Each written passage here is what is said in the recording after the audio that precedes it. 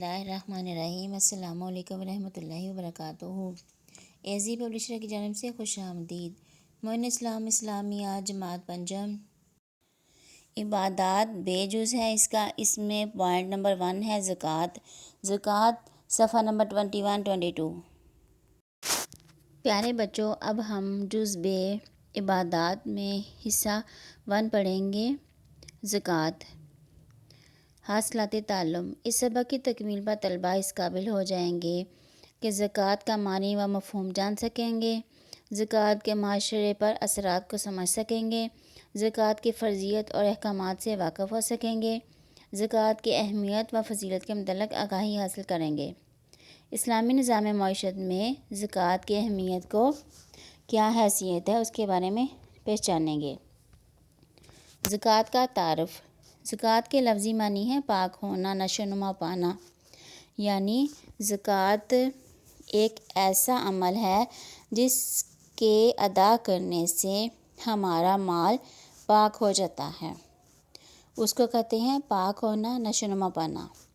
زکوٰۃ سے مراد کمائی گئی دولت میں سے مقررہ شرح کے ساتھ معین حصے کو سال کے بعد اللہ تعالیٰ کی راہ میں خرچ کرنا ہے. یعنی اگر کسی مسلمان کے پاس اتنے پیسے ہیں کہ اس کے اوپر زکوٰۃ فرض ہو جائے اور اس پیسوں کو رکھے ہوئے 1 سال گزر گیا ہے، تو اس میں سے کچھ حصہ اللہ کی راہ میں خرچ کرنا اس کے اوپر فرض ہو جاتا ہے.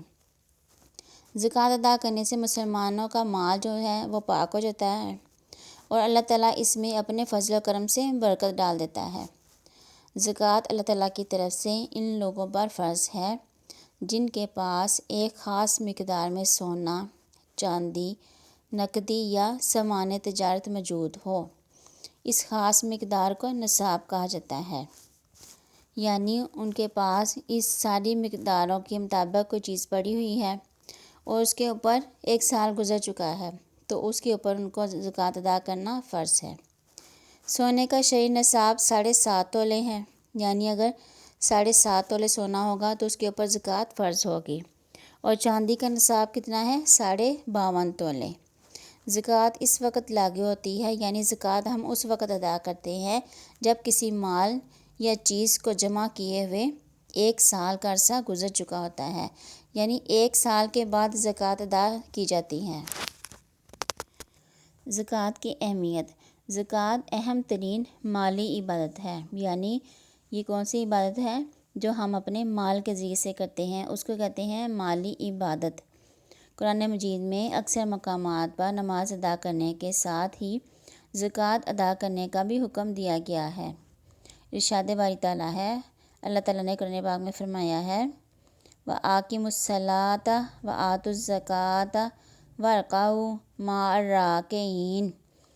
ترجمہ: اور نماز قائم کرو اور زکوٰۃ ادا کرو اور رکوع کرنے والوں کے ساتھ رکوع کرو. سورۃ بقرہ کی آیت ہے یہ.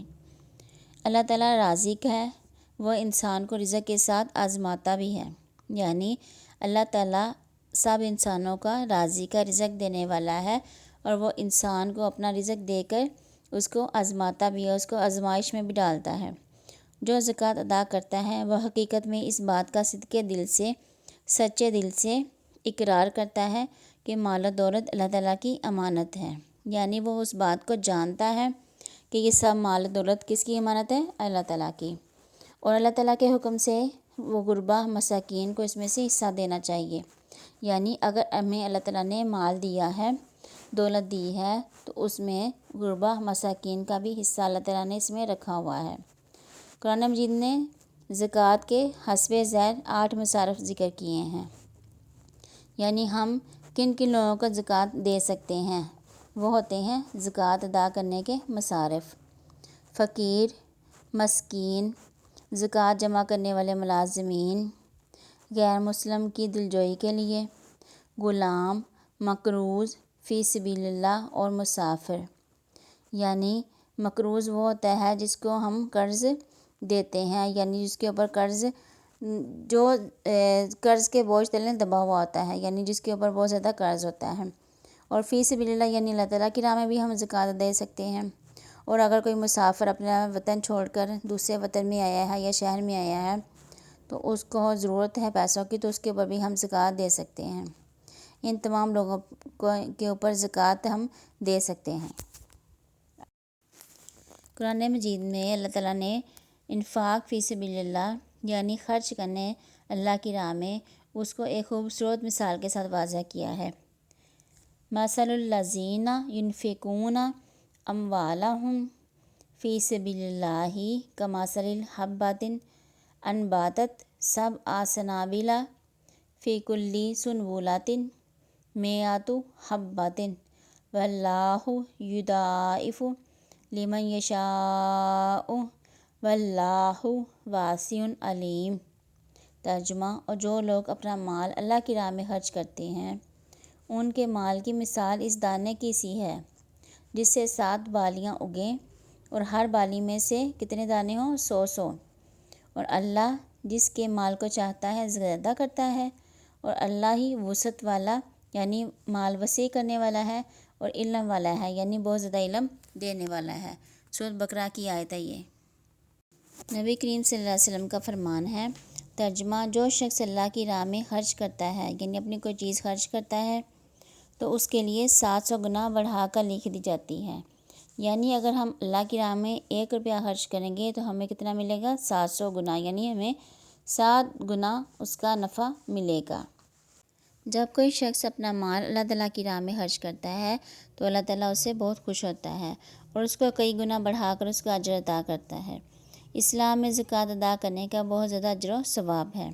اسلام نے نظام زکوٰۃ کی صورت میں ایک شاندار معاشی نظام متعارف کروایا ہے، یعنی اللہ تعالیٰ نے اسلام میں ہمیں زکوٰۃ کی صورت میں ایک بہت اچھا شاندار معاشی نظام یعنی لوگوں کی مدد کرنے کا جو طریقہ کار ہے وہ ہمیں بتایا ہے۔ اسی نظام کی بدولت افراد معاشرے میں خوشحال اور روزگار کی فراہمی کے مواقع میسر آتے ہیں، یعنی جو معاشرے کے وہ لوگ جن کے پاس روپے پیسے کی کمی ہے وہ بھی زکوٰۃ کے پیسے ملنے سے خوشحال ہو جاتے ہیں اور ان کے گھر میں بھی روزی کی فراوانی ہو جاتی ہے۔ زکوٰۃ کی وجہ سے دولت چند ہاتھوں میں محدود رہنے کی بجائے معاشرے کے ہر فرد کے پاس پہنچ جاتی ہے۔ یعنی جب ہم زکوٰۃ دیتے ہیں تو جو ضرورت مند ہوتے ہیں لوگ ان کو بھی مل جاتی ہے، اور اس طرح دولت جو سی ہوتی ہے، پیسے، وہ ایک دوسرے تک منتقل ہوتے رہتے ہیں، جس کی وجہ سے افراد معاشرہ کو باہمی سکون اور اطمینان بھی نصیب ہوتا ہے۔ زکوٰۃ کی معاشرتی اہمیت، یعنی معاشرے میں زکوٰۃ کی کیا اہمیت ہے؟ معاشرتی اہمیت، زکوٰۃ ادا کرنے سے مال پاک ہو جاتا ہے، زکوٰۃ ادا کرنے سے مال میں برکت آتی ہے، زکوٰۃ ادا کرنے سے دولت کا لالچ ختم ہو جاتا ہے، زکوٰۃ ادا کرنے سے اللہ تعالیٰ کی رضا حاصل ہوتی ہے، زکوٰۃ ادا کرنے سے معاشرے میں غربت و افلاس کا خاتمہ ہو جاتا ہے، یعنی بہت کم غریبی دیکھنے میں آتی ہے۔ اگر ہم اچھے طریقے کے ساتھ زکوٰۃ ادا کریں تو کوئی بھی غربت میں نہیں رہتا۔ زکوٰۃ ادا کرنے سے معاشرے کے کمزور طبقات سے احساس محرومی ختم ہو جاتی ہے، یعنی ان لوگوں کو بھی اپنی ضروریات زندگی ساری میسر آتی ہیں، ملتی ہیں ساری، تو وہ بھی کسی محرومی کا شکار نہیں رہتے۔ زکوٰۃ کے یہ سب فوائد ہمیں تب بھی حاصل ہو سکتے ہیں جب صاحب حیثیت اپنا مال اللہ تعالیٰ کی راہ میں خرچ کرے اور اللہ تعالیٰ کی خوشنودی کے لیے اس کی راہ میں خرچ کریں۔ یعنی جب ایک صاحب حیثیت فرد یا صاحب حیثیت افراد اپنے مال میں سے زکوٰۃ ادا کریں گے تب ہی سب لوگ معاشرے میں خوشحال ہو جائیں گے اور ان کا مال بھی، باقی کا جو مال ان کے پاس پڑا ہوا ہے وہ بھی پاک ہو جائے گا۔ پیارے بچوں، اگلے اس سبق کی مشقت کے لیے اللہ حافظ۔